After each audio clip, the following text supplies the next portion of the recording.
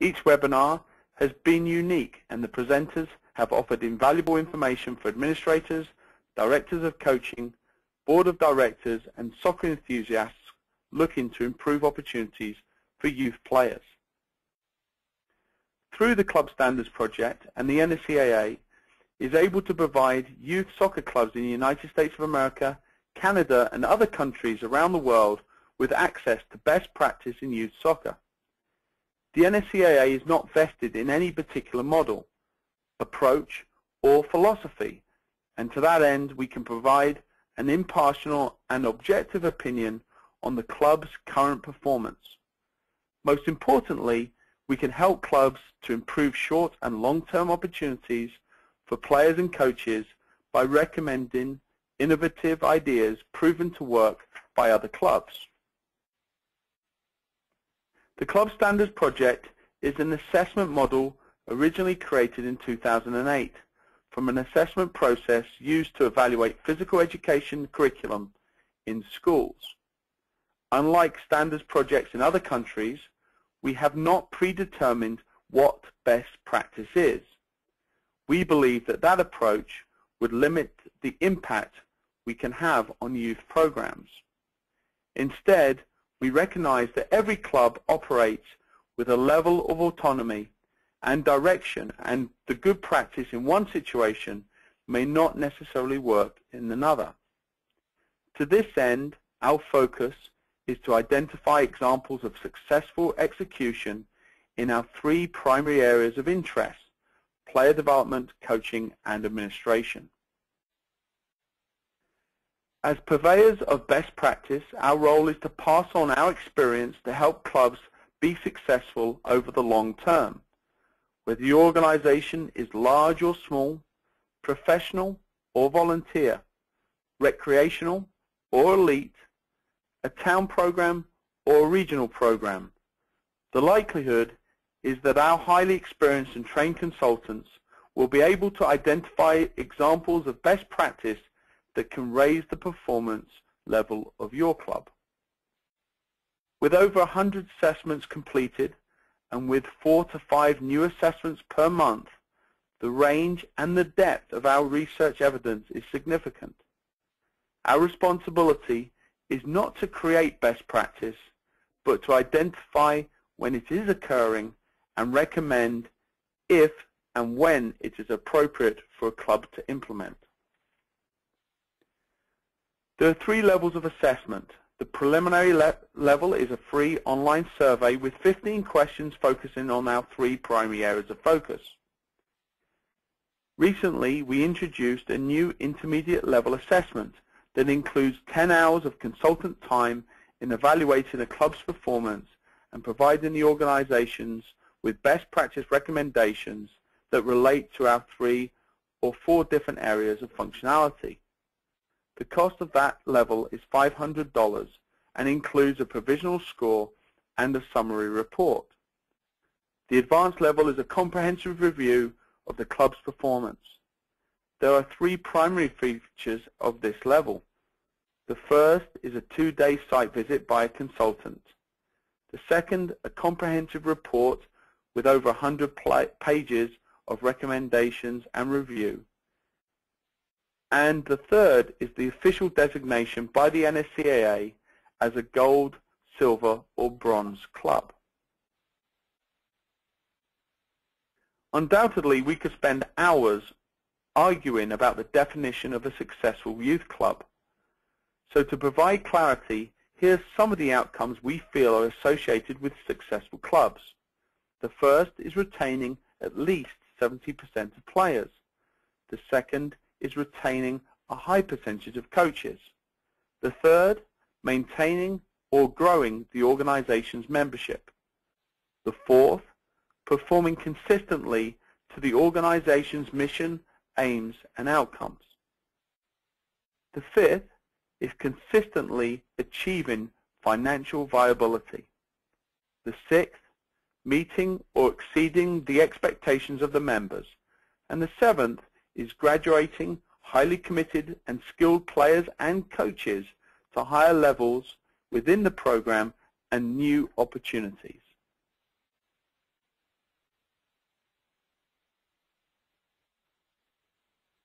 The title of this presentation is the 20 Common Characteristics of Successful Youth Clubs, and at the time of creating the workshop title we did have 20 examples. But in the last 6 months we've added 2 more characteristics, and we anticipate adding more over the next year as we complete more intermediate and advanced assessments. So that I am able to provide some substance to the presentation, today I will address the first 10 characteristics, leaving the other 12 to the second webinar presentation I have scheduled for Monday, the 1st of April at 1 p.m. Eastern. If you are unable to attend that session, we will record the webinar and make it available to you through our LinkedIn account. And more information will be shared with you at the end of the presentation. Just as a reminder, please send in your questions and I will answer those at the end.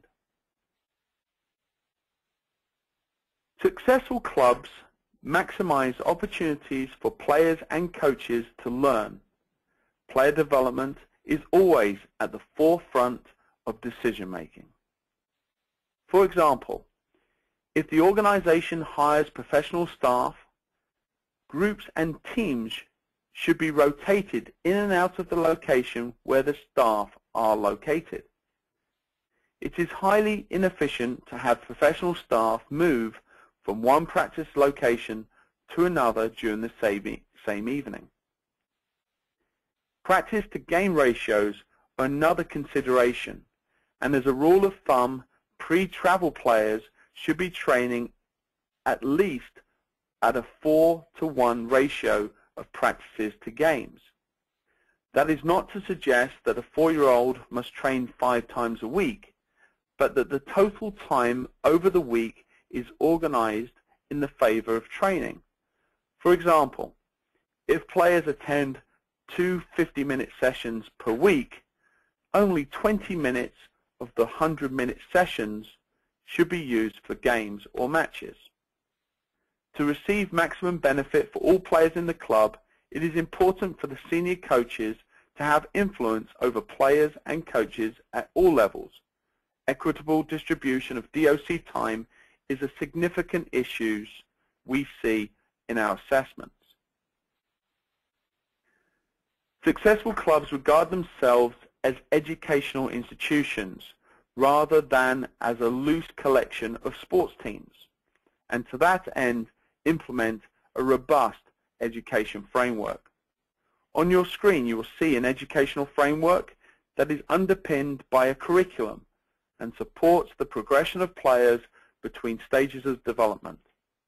In this model, the age of the player is not as important as their natural development progress along the player development continuum. These clubs establish processes and systems that are followed by the coaches, and if done, will lead to success amongst all players. If you sit down and seriously contemplate all the things your players need to know and master to fulfill their potential, you will soon discover that there are not enough hours available in the year to teach everything. So you must prioritize your time to make sure that you're teaching the most important things when they should be learned, and that you're teaching concepts in an appropriate and effective order. That's why it's so important to have processes and systems. This is why having a curriculum document is so important. Otherwise, you are leaving the teaching and learning process entirely up to chance, and chances are that not much learning will actually occur as a result. Successful soccer clubs appreciate that most players will peak in performance in their mid to late 20s. Unfortunately, in the United States in particular, the vast majority of youth players will never reach their full potential, as they will drop out from this sport well before their mid to late 20s. Many of you will be familiar with the 10,000-hour rule described most recently by Malcolm Gladwell in his book Outliers. Translated to youth soccer, the principle is the same. Highly skilled performers will need to spend thousands of hours working with the ball and over many years to become highly competent. It is the accumulation of hours that is important to consider when organizing your programs. With young players, it is valuable to have them touch the ball year-round and not to cram a year's worth of training into sessions in one season. Providing an opportunity for children to participate in multiple sports and activities is critical, and 2 sessions a week for 30 weeks a year will certainly provide players enough exposure to progress at a decent rate. For those of us For those of us who are experienced the 4 seasons, indoor futsal training becomes invaluable during the winter months. As previously mentioned on the second slide regarding the educational framework, successful youth clubs appreciate that development occurs on a continuum that is not necessarily dictated by the age of a player. This then begs a question why so many clubs and so many leagues are organized around an inflexible age groups. Many years ago, US Soccer produced a best practices guide that included contributions from a number of highly respected educators and coaches. In this document, the authors referred to the importance of players playing with others of similar ability and not restricting players to play with similarly aged players. This was best practice 10 years ago, and it remains best practice today. Unfortunately, in many states and competitions around the country, due to the influence of professional educators and directors of coaching, the rules that prohibit players moving freely within the club are starting to slowly erode. Players in successful clubs join a club and not a team. The club has the freedom to move players for practice and games without too many administrative concerns. We have evaluated several clubs that offer a club pass program, and although the programs differ from one club and region to the other, the basic premise is to allow the clubs the freedom to move players and maximize development. Another example includes offering occasional pool training sessions where players from A, B, and C teams train together with the coaches of these teams. This is a great way to see how players are progressing against their peers and also to share the wealth of coaching experience. One can hopefully see a common theme developing in our research. That is that successful clubs always focus on what's best for the individual and understand that individual development will lead to team and club success. This is particularly the case with young players where the value of participating in games and team environment are negligible. Before moving on to passing and receiving, it is vital that players develop competence in dribbling and ball mastery. This is why educators insist on one ball for every child for 90% of the training session, with players up to the age of 9. If we are truly concerned about the development of players, we must do our best to engage every player and establish content that challenges individuals. Working in mixed ability groups and having to activate the best players of hugely disparate abilities is a significant challenge for even the experienced coach. Moving players into groups of similar abilities will greatly increase the chances of success for players and coaches.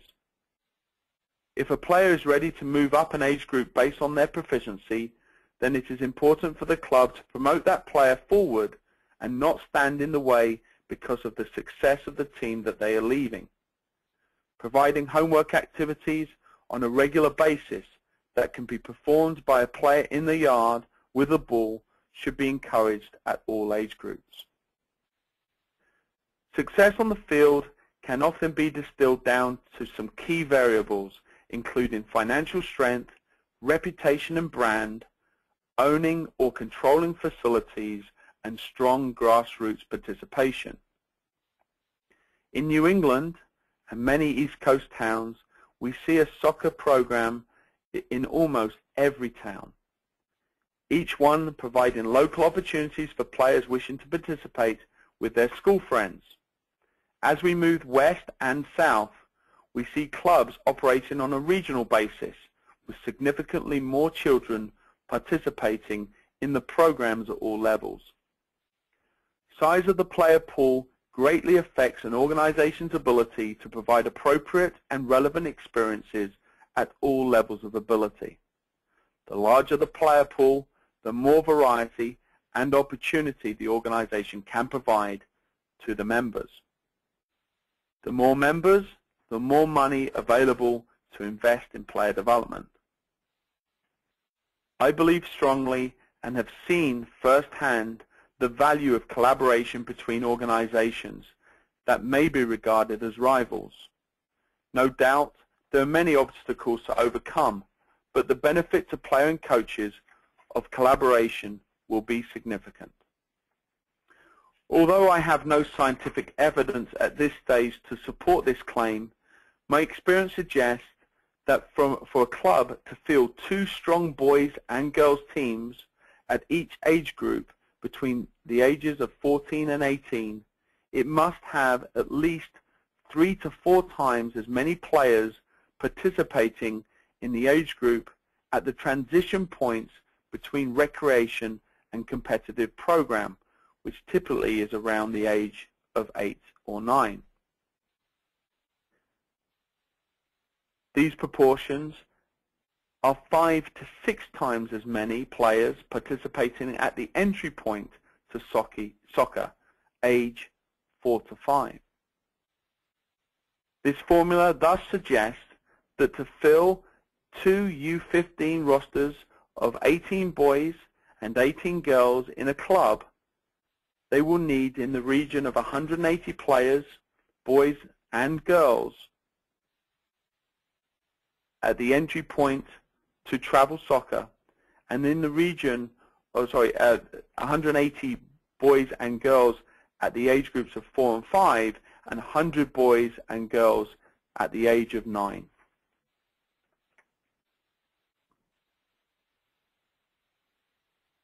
Successful clubs take the responsibility for the majority of coach development and support in-house coaching education programs with supplemental offerings from organizations such as USSF and NSCAA. Utilizing technology to deliver coaching education content provides a club with the greater likelihood of coach participation. In this day and age, it is unreasonable to expect that coaches, both volunteers and professionals, will want to attend regular in-person workshops with practical sessions. Although there are certainly significant values in meeting with coaches face-to-face in a large group setting, the use of video, e-learning and webinars are a great way to minimize the time for busy people. For organizations that rely significantly on volunteer support, creating a mentorship program is an excellent way to provide novice coaches with assistance. The more support a club provides the coaches and the more innovative ways that the club can deliver important education content, the more likely that the club will recruit individuals willing to volunteer their time. Then there are many different directive coaching models employed by clubs around the country. In some organizations, there are multiple individuals that perform the directive coaching role, and thus the task of reaching all constituents is not the sole responsibility of one individual. In other situations, the directive coaching may be the only person with oversight of on-field performance of the club, or the DOC may be purely the administrative position. Whatever the model, successful organizations assign responsibility to one or more individuals to oversee the performance of players and coaches in the entire program. The DOC does not have team responsibilities that will detract from their ability to reach all age groups, and more often than not is the person that is most recognized by the members as the coaching authority. The DOC should certainly be responsible for coach development, including mentoring coaches on the field with their teams, evaluating coach performance, and helping coaches select the right content for their training sessions. The DOC will typically be the chief educator and will lead or facilitate formal coaching education sessions. Before I get to the last two common characteristics, just a reminder, please send in your questions and I'll do my best to answer them at the end. During a typical advanced assessment visit, our clients will spend a couple of evenings, consultants will spend a couple of evenings observing coaches working with their players. Most importantly, we will find 10 minutes to speak with the coaches before or after the session with a view to determine their level of understanding and buy-in with the club's philosophy. More often than not, these discussions reveal to the consultant the level of success or failure a club has in replicating the experience for players and coaches. Coaches that are familiar with the philosophy are more likely to make decisions that promote the values and mission of the club. Those coaches less engaged are more likely to feel left to their own devices and to make decisions for and on behalf of their team. Engaging the coaches in a common philosophy is critical, and successful clubs go above and beyond to ensure coaches understand the needs and requirements of the club. An in-house coaching education program and regular coaches meetings will go a long way to establishing commonly held beliefs and good practice. As previously mentioned, facilities often play an important role in the successes and failures of youth clubs. Sometimes issues with access and ownership limit the availability of the fields for practices and games. In some situations, clubs are unable to offer a spring or fall season based on field availability. In these cases, player development is significantly affected and players may seek other sports or other clubs as alternatives. Securing access to fields and indoor and outdoor fields must be a primary objective for any youth program and should be reviewed on a seasonal basis. Field utilization is a typical issue during our site visits. More often than not, coaches will train on a field marked for gameplay, and this will lead to overuse and damage to the field. Limiting the number of lined fields and instead providing open space for practice will enable a coach to set up equipment in different areas of the field and will allow them and the club to maximize field use. Successful clubs provide centralized training locations and schedule teams at those locations when the players and the coaches can receive support from experienced staff. And this is a major issue in many of the clubs we've evaluated in the Midwest, in the South, and in the West.